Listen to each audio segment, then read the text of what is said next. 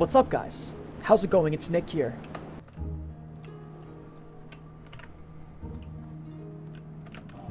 Ice Frog, as some people know me, Troopa for others, or just Nick is enough.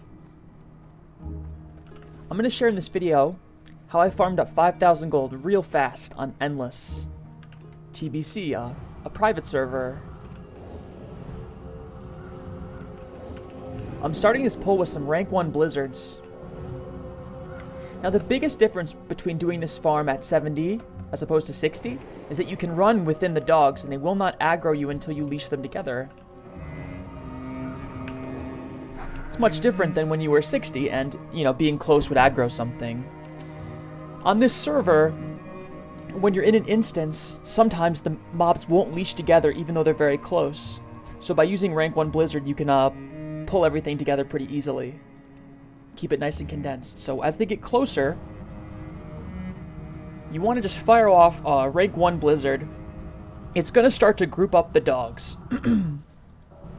Now, as they get closer and closer, I want to try to condense the group more and more.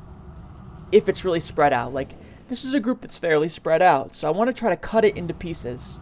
See a couple numbers at first, and then let the rest of them kind of cascade back down. So you kind of want to blizzard half of them. Then you'll leave them sort of like this. So I'm going to get a free cone of cold, and then I'm going to do this jump into a frost nova and blizzard. Now, why don't those dogs kill you? Well, it's a private server. I'm not entirely sure why, but you're level 70. You have an ice barrier on, and they only really get one attack. If you let them slow you and let them get multiple attacks, you can die and will die quite quickly.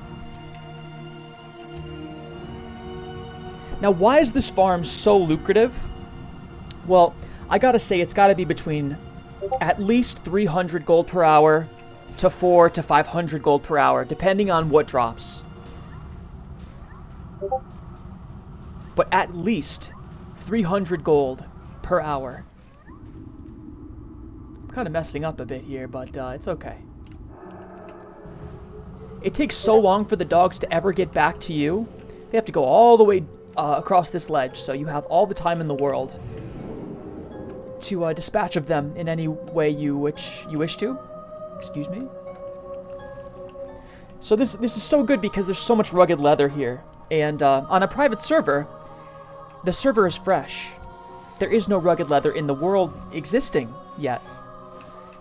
So with the multitude of people that need to level their professions, there creates kind of like a squeeze on old world materials that just don't exist in the quantities that they should be and need to be.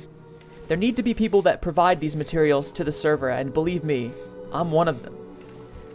I've sold so many stacks of rugged leather, I definitely have lost count, and at one point they were selling for 20 gold, which is absolutely absurd. They're still selling for 7 gold a pop, which means this is definitely still worth running. Skinning is the first profession that makes this farm fantastic. It's even better in the Burning Crusade because they made some changes, which you're about to see.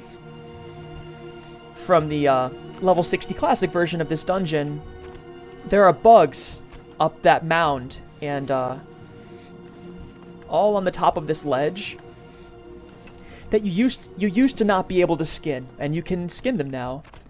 Not only that, but they hit very hard. They ramped up the damage that they do on this private server. So they also juiced up the drop rate. Like the loot table here has become enhanced. I'm not sure any other way to put it. It's juicy. The bugs tend to drop a lot of items, which are all prime candidates for disenchanting. That's the second profession that makes this farm very good. You need to have enchanting to get the full value out of this farm. If you want that 300 gold per hour minimum, you need to have the enchanting. Also, it makes your quality of life so much better while you're in this dungeon, because there are going to be a bunch of trash items that drop, like level 51 blues that sit in your bags. And if you can't break them on site, they take up a full inventory slot for the entire time until you can go and, get to the vendor, which takes a while. So it's much better to be able to disenchant them and stack large brilliant shards, greater eternal essence, because they stack so much better and they're worth so much more than the value it would be to a vendor. Of course, with all the BOEs that drop, you can send them to another alt, like, that would be smart. If you didn't have enchanting and you only had skinning, you could certainly do this and make a ton of money. But it would be less convenient if you were unable to disenchant the items on site. I was farming the heck out of this without enchanting, though, at the beginning. I just got someone else to disenchant all the items for me. They couldn't believe how much I had. I had like 5 or 6 full bags of items to break. So why did I farm up all of this gold? Well, in the Burning Crusade, there's this tiny gold sink in the game called Epic Flying. In Outland, they've implemented flying mounts in the level 70 expansion of World of Warcraft, so you can just fly around. But the first one they give you is quite slow. It only moves at 60% speed. But the second one, the big boy one, the fast flyer, it goes at 280% speed through the air, so today I'm going to experience that for the first time. And I am one of the first players on this server that has it. I mean, I've got to be in the first 20, maybe the top 10, maybe the top 5. I'm not out there, I don't know. There's probably more than 5 people that have it, but you know, to be amongst the fastest to get there, it wasn't really in my plans. I didn't think that I wanted to go for an epic flying mount, because what does it really do? You get to the dungeon a little bit faster up in the sky.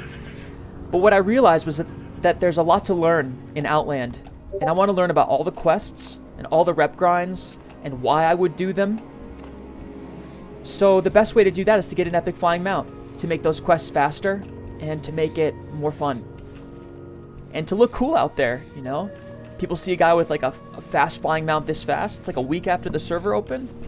It's just kind of wild. But if you're wondering how you can do that for yourself, this is how you do it. Now, this individual run hasn't been that juicy. I haven't seen like a bunch of like green weapons or anything, you know, any ridiculous drops. But trust me, they drop like water in here. I've gotten like 4 skull flame shields, like just a bunch of noteworthy items that sell on the auction house for a fair bit.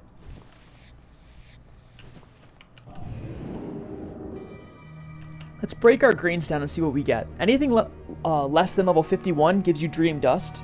So that green ring, I knew it was going to be green Dream Dust or some lesser Eternal. This green disenchanted for a large brilliant shard. If you'd believe it, this item is selling for 13.5 gold right now on this private server. Now, how could a large brilliant shard sell for 13.5 gold? I mean, it just doesn't make any sense. Well, because it just doesn't exist in the amount that it needs to satisfy all of the enchanting needs of the server. No one's doing this content. You can't get large brilliant shard in Outland. You have to be here. And so for the beginning of this private server, this was, I mean, it's one of the best gold farms in the game. You just had to be a mage and you had to be Frost. You also had to get a key to get in here. And you can't open the latch as you used to be able to. You can't let someone in that door anymore, which I think is a good change. So if you're on Endless TBC and you're a mage, you want to check this out. Now, why do you also want Enchanting? You want Enchanting so that after you kill Guard Moldar, you can disenchant his boss loot, because that's soulbound to you. You either have to vendor that or break it down. Like if I don't have Enchanting, I have to vendor the items. And he drops 3 green weapons, which can all be disenchanted for 2 greater eternal essence. Almost half the time. Those are around 15 gold apiece, so that's an easy 30 gold every time you see a green weapon. Or a very good chance at it. And so, if I have a chance at getting like 15 gold off of killing this boss, I'd be happy to, right? If you knew that that was what you were getting on average. And it has to be, given that large brilliant shard is so high. All of the other items this guy drops are mostly blues that give you a large brilliant shard every time. And you can see jumping back and forth on this ledge between the safe spots is absolutely trivial. You just have to know what they are. And I think it's pretty easy to see what they are. I didn't even pop a water elemental there, but that also makes it faster. Look, buyers are being found from my auctions, and we get one of the weaker drops. It's a green, but it's not a weapon. If you get lucky, you'll get Greater Eternals off this, but most likely you'll get Illusion Dust. I was farming this for so long where Illusion Dust was very cheap, like on Classic. On Endless, each Illusion Dust is 2.5 gold. So even right there, we got 5 gold for killing him. That's on the lower side of the spectrum, but it's still like, it's something. So that's one run. I like to call this the Ice Frog run because I've been doing this since the very beginning of Classic. And I don't know, I just saw an opportunity to take that farming experience and turn it into something that mattered here. So I'm going to buy my Epic Flying Mount today and start questing and learning about TBC. Like, I know nothing about Outland. I don't know anything about all the quests and stuff, like the rep grinds. I'm eager to learn about all that stuff. Thank you guys for watching. I hope you learned something. Feel free to try this. It's really good if you don't have Enchanting. It's probably still pretty good if you don't have Skinning. But if you have both, it's great. Hope you guys enjoyed the video. Feel free to drop a like or a question in the comment section. Thank you so much for watching. Have a great day.